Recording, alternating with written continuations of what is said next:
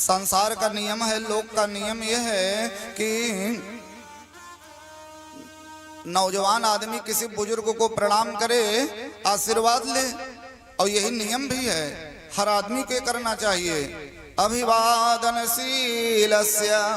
नित्यं वृद्धोपसेविनः चत्वारि तस्य वर्धन्ते आयुर्विद्या यशो बलम। अगर हम अभिवादनशील हैं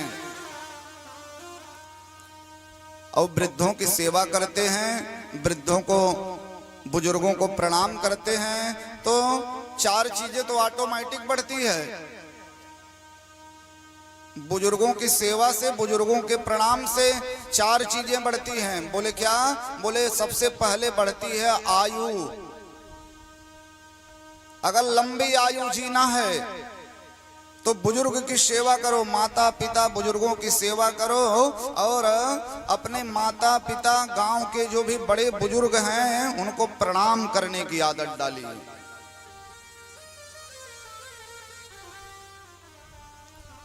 और राम जी ने यही संस्कार दिया है। प्रातः काल उठी के रघुनाथा, मातु पिता गुरु नावई माथा। प्रातः काल उठ के रघुनाथा, मातु पिता गुरु नावई माथा।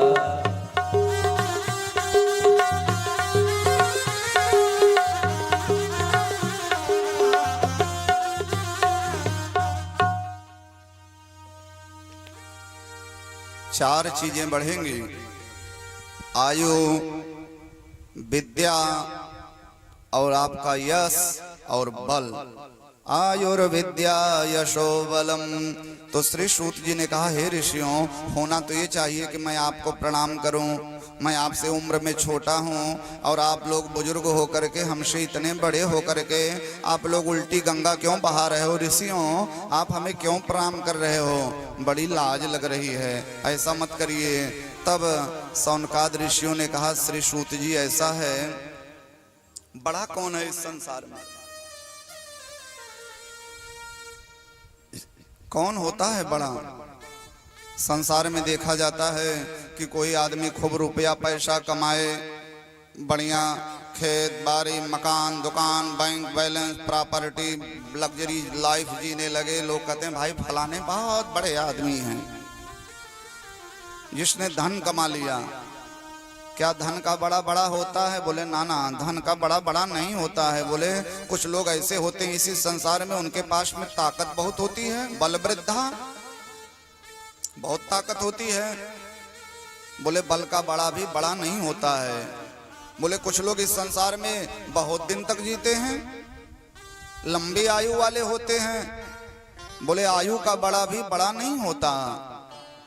धन वृद्धा बल वृद्धा आयो वृद्धास्तथैव च, ते सर्वे ज्ञान वृद्धाश्च किंकरा शिष्य किंकराः। धन का बड़ा बड़ा नहीं होता है, बल का बड़ा बड़ा नहीं होता है, आयु का बड़ा बड़ा नहीं होता है। सौनकाद ऋषियों ने कहा, सूत, इस संसार में बड़ा वो होता है जिसके पास में ज्ञान होता है। ते सर्वे ज्ञान वृद्धाश्च, ज्ञान का बड़ा बड़ा ही कहलाता है। छोटा होने से क्या होता है? दवाई भी बड़ी छोटी होती है, दवाई की चिड़िया बहुत छोटी होती है, इतना बड़ा बड़ा रोग दूर कर देती है। अरे सूर्य भगवान भी तो हमको आसमान में छोटे ही दिखाई पड़ रहे हैं, बाली बाल की तरह, लेकिन जब सूर्य उदित होते हैं तो पूरी पृथ्वी का अंधकार दूर कर देते हैं।